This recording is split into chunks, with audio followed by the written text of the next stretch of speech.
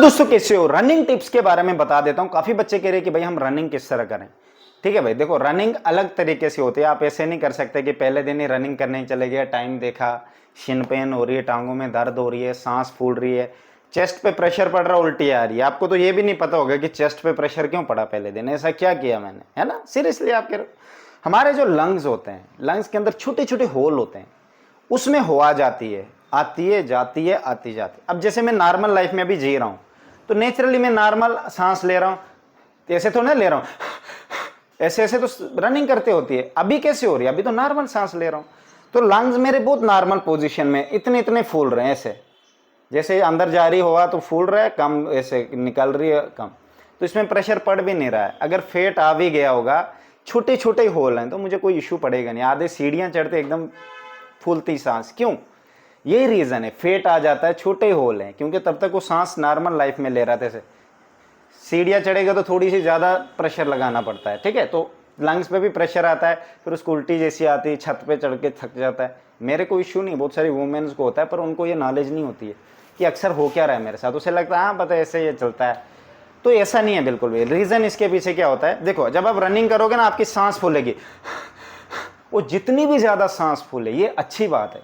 बहुत सारे कहते हैं मैं नाक से लूँ या मुंह से लूँ।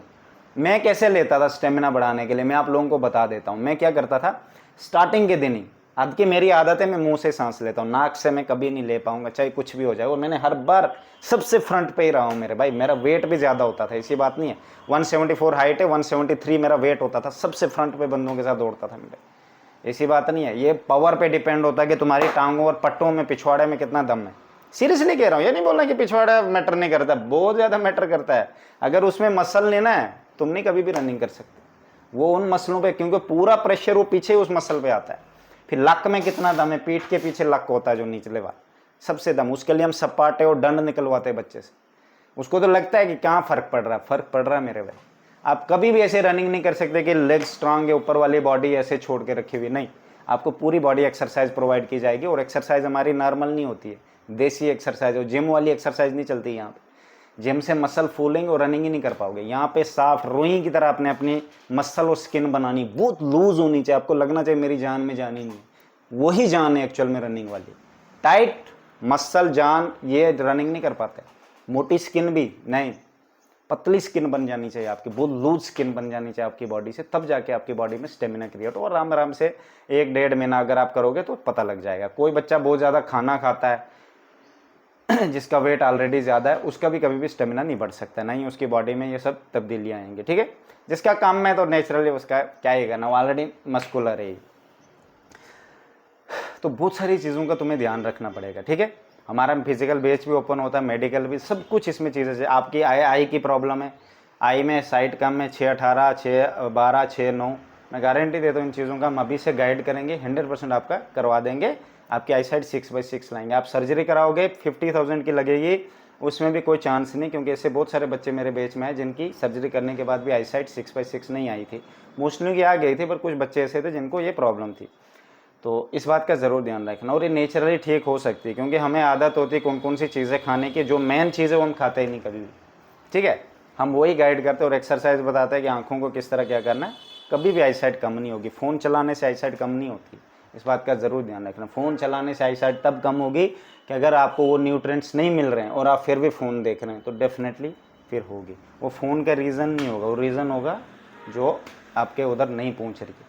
ठीक है, हमारी बॉडी में हमें सब चीज़ें चाहिए, कार्बोहाइड्रेट, प्रोटीन, फैट, मिनरल्स, हज़ारों किस्म के एसिड चाहिए हमें बॉडी के लिए। ठीक है, तब जाके हमारी बॉडी रनिंग में होती है। ऐसे नहीं कि आप बहुत सारे, आप अगर आप सिर्फ ड्राई फ्रूट ही खाएंगे, फॉर एग्जांपल खीरे खाए, मूली खाए, उससे तो ना बॉडी में एनर्जी आएगी।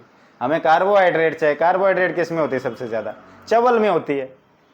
अगर आप चावल बैठे बैठे खाओगे ना, बिल्कुल कुछ वर्कआउट नहीं कर रहे हो, आपके वेट बढ़ेगा, फूल जाओगे।